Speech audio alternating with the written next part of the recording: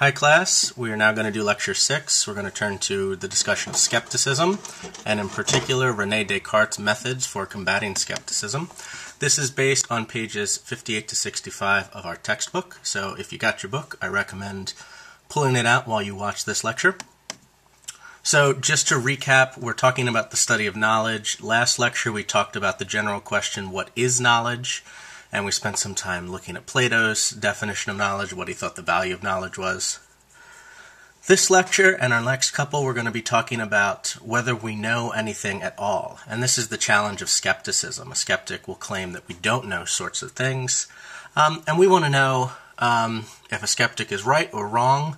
And if we do know stuff, what in particular do we know? So, first glance, it's pretty common sense that we do know lots of stuff. I think we listed a bunch of different examples of stuff we think we know, like I have hands, and I live in the United States, and 2 plus 2 equals 4, and Barack Obama is the president. But skepticism is the claim that we don't know anything about some particular topic. So this can be found on page 59 of our textbook, a standard definition. And there are actually two different sort of strengths of skepticism. One claim is that we don't know anything about a particular topic. Another is that we can't know anything about that particular topic. That's not going to make too much of a big difference in our discussion of skepticism, but I do want to highlight that before we move on. The claim that we don't know anything is just sort of a claim like, well, currently, right now, I don't know anything. The claim that we can't know anything is a lot stronger. That's saying, not only do I not know now, but I'll never know in the future, or none of us will ever know in the future, no matter how much.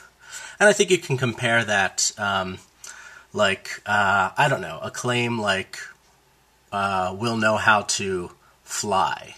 Well, 500 years ago, humans didn't really know how to do that, so that was sort of a claim where you could say, like, yeah, we don't know how to fly. Though, once technology developed and sophisticated science sort of progressed us along at a certain point in the 20th century, we did figure out how we could fly up in the air using airplanes and the like. And so that was one where it wouldn't make sense to say we can't know how to fly, but it did make sense at a certain time to say we don't know how to fly. All right. Anyway, skepticism comes in a variety of different flavors, and the book distinguishes between two general categories, limited versions of skepticism and what it calls universal skepticism. Any of these limited versions are where you're a skeptic about a very specific topic. So, for example, a common version of skepticism is religious skepticism. Religious skeptics going to say, I don't know anything at all about religious claims, whether they're true or false, whether there's a God, whether this religion's correct or that other religion is correct. They're going to say you can know all sorts of other stuff, just nothing about religion. Likewise, with a moral skeptic, this is a person who says, I don't know anything at all about morality, what it is to lead a good, moral, solid life, which beliefs are moral, which beliefs aren't, whether there is an objective morality or not. All of those, a moral skeptic will say, I don't know. And this is a kind of a rare version of a skeptic, but I can imagine this kind of skeptic. A historical skeptic who says, I don't know anything at all about the past, at least before I was born and experiencing things. So I can know current facts, like Obama is currently the president, but I can't know past facts like George Washington was the first president. That sort of stuff. All right. One thing I want to highlight right now, before we move on to other versions of skepticism, is what skepticism is versus what it is not. There's a common usage of the word skeptic in our everyday language, where a skeptic is someone who points the finger at you and says, you're wrong. So if somebody's a religious skeptic in this context, they're saying, yeah, all that religious stuff's BS. That's not true. I don't believe any of that. Well, the way we use the word skeptic in this class, that type of definition doesn't apply. A skeptic in this class is someone who doesn't say, you're wrong, or it's all BS. Skeptic is someone who just says, I don't know. And when they say, I don't know, they're not saying you're wrong. They're saying, well, maybe you're right, maybe you're wrong. I just happen to not know. I'm not sure, one way or the other. So you can compare this with the difference between, on the religious case, an atheist versus an agnostic. An atheist who's someone who says, I know that there isn't a God. I'm convinced, I'm confident that God does not exist. That's not a skeptic. That's not somebody who's saying she doesn't know anything. She's saying she does know. She has the answer, and the answer is there is no God. A religious skeptic is someone who is an agnostic, someone who says, maybe there's a God, maybe there isn't a God, I just don't know, one way or the other. So it's the difference between someone pointing their finger at you and accusing you of being wrong, and someone who just shrugs their shoulder and says, I don't know, maybe, maybe not. And the same is true for all these other types of skeptical claims. Think about a claim like there are no aliens. A skeptic, the way we use the word in this class, is going to say, oh, aliens? Maybe. Maybe there's intelligent life on other planets. Maybe there isn't. I don't know. Whereas the type of person that we might, in everyday language, call a skeptic about UFOs and aliens will make a strong knowledge claim that, nah, there's no such thing as aliens. That's all bullshit. All right, so I just wanted to highlight, whenever you think of a skeptic, think of a shrugging person who says, I don't know. Don't think of a pointy finger person who says, you're wrong. I don't know. That's the skeptic we look for. I like saying that. I don't know. All right, so there are some deeper versions of skepticism, these sort of stronger versions than the ones we've talked about, like external world skepticism. We'll be talking about this a lot this lecture. An external world skeptic says, I don't know anything about the physical world beyond my mind. So anything based on my five senses, I don't know anything about.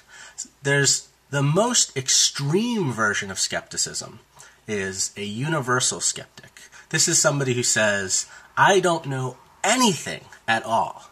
Literally nothing.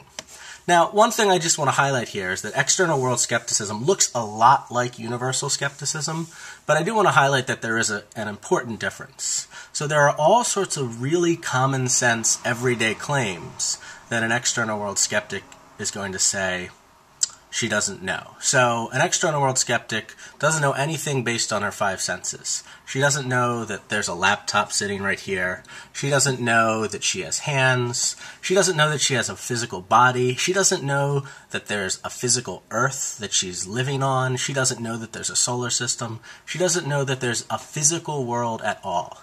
Anything taking place outside of her inner mental experiences, she's going to claim she has no knowledge that that stuff is actually happening, or it's happening the way it seems to be happening. Now, an external world skeptic, though, is going to claim that she knows a couple things, like she knows she has thoughts, she knows that 2 plus 2 equals 4, she knows that it seems like she has hands, and it seems like she lives on planet Earth.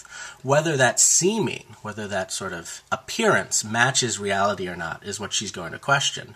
But she is going to say, it seems like that at least.